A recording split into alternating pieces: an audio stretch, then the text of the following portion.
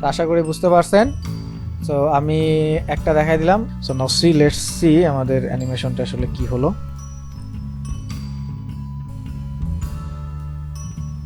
দেখেন status of the content creator of the ওয়ার্ল্ডের content ক্রিয়েটরের অবস্থা কি। সো কন্টেন্ট ক্রিয়েটর কি আমরা এখন জানি মানি আমাদের বিশ্বে হোয়াট কেক বা হোয়াট টপিক যদি বলেন, দেখেন কন্টেন্ট ক্রিয়েটররা এখন হোয়াট কেক বা হোয়াট টপিক।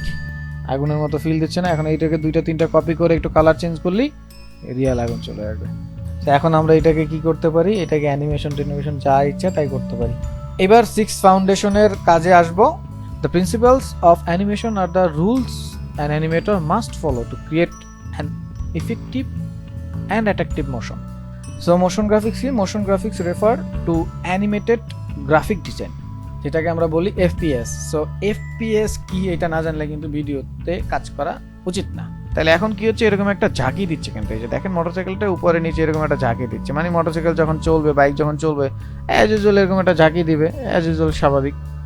1 2 20 ফ্রেম সামনে গেলাম, গিয়ে এটাকে যতটুকু প্রয়োজন আমি মাউস দিয়ে ড্র্যাগ করে এই যে বাইরে দিয়ে দিলাম।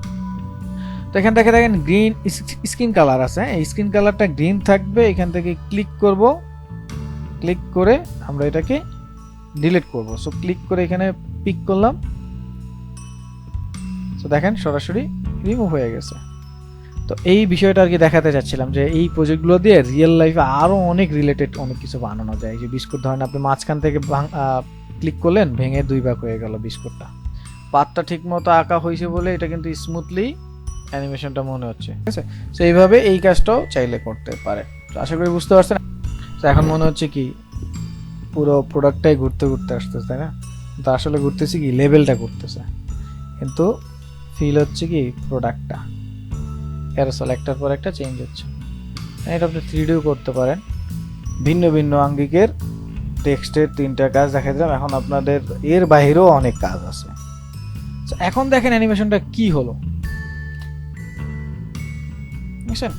খুব সুন্দর একটা ফ্ল্যাট অ্যানিমেশন হয়ে গেল।